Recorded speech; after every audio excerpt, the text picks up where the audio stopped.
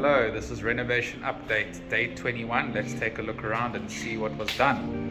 So as you'll see in the bathroom over here, we've got a lot of work done here. We've got all the tiles, the mosaic, and all the tiles are on the wall. So that's really exciting. There's still more that needs to go over here. Okay, what else? Not much more has happened here. Maybe some paving over there. And then over here, we've got this pipe running along over here for my cabling. I'm going to do a power cable for my inverter, and I'm going to do a HDMI and network cable running across, so that's cool.